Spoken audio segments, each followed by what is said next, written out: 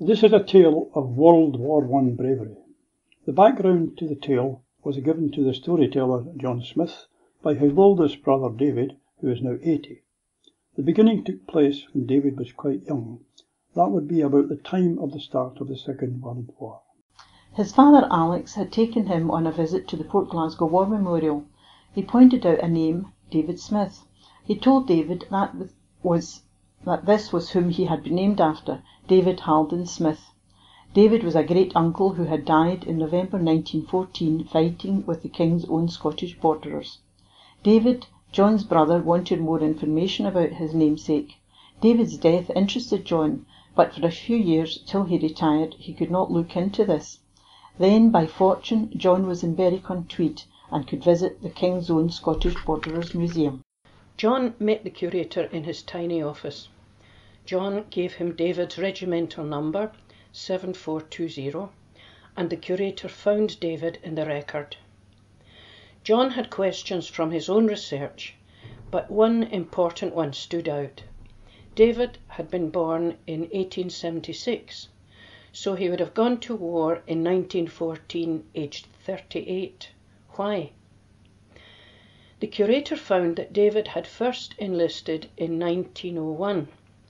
He most probably enlisted for 5 years in the regulars and then spent 7 years in the reserves. His 5 years would have been eventful. If he was originally in the 2nd Battalion, as John suspected, he would have served in Dinajapur in 1901. He would have moved to Burma in 1903 and Memo in 1904. In 1906, he would have served in Aden, then home to Glasgow and back to civilian life. After the travelling, David would have left the regulars and gone back into shipbuilding in one of the yards, probably Russell's across the street. He would have remained in the Army Reserves for 7 years. In 1911, David appears in the British census, where we can see his civilian lifestyle. He is a shipwright, aged 35, and married to Agnes Renfrew. He lives with Agnes in 13 Mary Street in Port Glasgow, and they have one child after 14 years of marriage, Hugh Aitken Smith. Hugh was to become a personality in town as he played in various positions for Greenock Morton from about 1930 till just before the Second World War. He lived at 6 Bruce Street in Port Glasgow. This by chance is only 2 closes from where John's own family lived, Alec and David, and where John himself was born at 8 Bruce Street. David was a member of Newark Chapel of Ease and a firm member of the Jacobite cause, with their strong stance against alcohol. David in 1913 would have been free of his delegation after 7 years in the reserves. On August the 4th, 1914, war was declared. Each day onward, many men were enlisted who had been regulars. David was signed up, as all reservists were. By the 8th of August 1914, because John found David had registered a soldier's will, by the 8th, he was sent along with other reservists in the town, firstly to barracks at the King's Own Scottish Borderers at Berwick, and then to Dublin, where the 2nd Battalion was based. There they were organised into part of the British Expeditionary Forces under Sir John French. They became part of the 13th Brigade of the 5th Division of the 2nd Corps. David was shipped to France on August the 13th on the SS Gloucestershire and landed on August 15th at Le Havre. The BEF was sent by train to fight at Mons in Belgium on August the 22nd to hold up the German advance. When war had broke out, the Germans were planning to implement the Schlieffen Plan. This was simply designed to surprise the French and get the war in the West over quickly. The Germans were to sweep through Belgium, round the French defensive line to the west of Paris, fast enough to capture the city and France. This would then free troops for Germany's war with Russia in the east. It started well as a plan, but kept getting bogged down. Fighting at Liège in Belgium slowed the Germans, as did the fight at Mons, where David was at the very front. The troops were greatly outnumbered, but saved the day by their sharp shooting. Mons lasted only a few days, and then the British Expeditionary Force and the French retreated towards Paris. A successful rearguard action at Le Cateau bought the Allies time.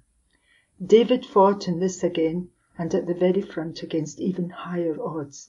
Eventually the French and British stopped retreating on September the 6th and faced the Germans less than 50 miles from Paris. Paris was under threat. Transportation was vital for defence. One French general commandeered all the taxis in Paris to move troops to the front and help save Paris.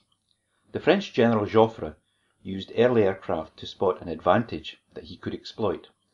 His reconnaissance spotted that the Germans had left a gap between two armies. The British Expeditionary Force and the French moved forward to split the German armies at the Battle of the Marne and won the day. This destroyed the Schlieffen Plan. The defeated Germans retreated to the north side of the River Aisne. They were chased by the French and the British Expeditionary Force. Across the river, the Germans dug the first permanent trenches of the war. This halted the Allies' forward thrust, and the fighting ended in a stalemate. From then, the generals on both sides tried to outmaneuver each other by outflanking their opponents on their western flank. This resulted in a series of battles starting near the River Aisne and swiftly moving up towards the North Sea ports. These flanking and outflanking manoeuvres were the tactics used in the Race to the Sea. David was carried by bus and train from near Aisne to Belgium to fight and fulfil his fate.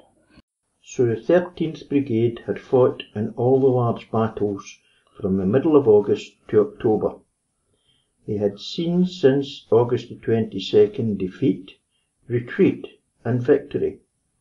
They had travelled more than 150 miles on train, bus and on foot. During the 8th and 9th October 1914, 2nd Corps, in which the King's Own Scottish Borderers served under General Smith-Dorrien, detrained at Abbeville, having been brought up from the Battle of Aisne.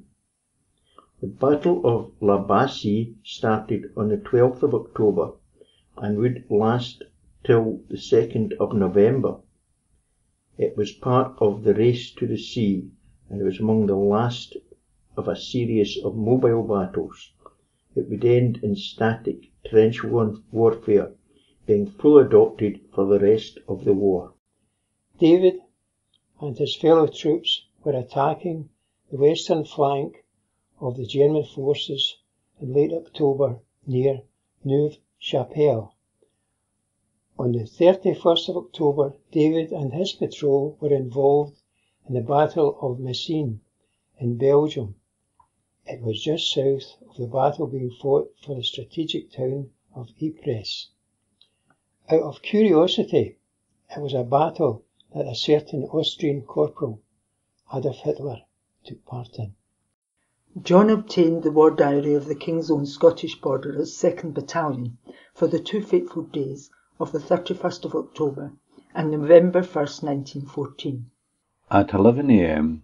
on the 31st, the Cavalry Corps were holding on to a north to south line through the village of Messines to the east of the village of Wulvergem. The King's Own Scottish Borderers were asked to attack on the south end of the line, and the King's Own Yorkshire Light Infantry to the north to retake trenches that had been lost. The King's Own Scottish Borderers pushed to the east of the village, clearing the Germans from the convent and the church. With the bayonet and sharp shooting, the Germans held on and at the end of the day still held good positions up to the centre line held by the cavalry.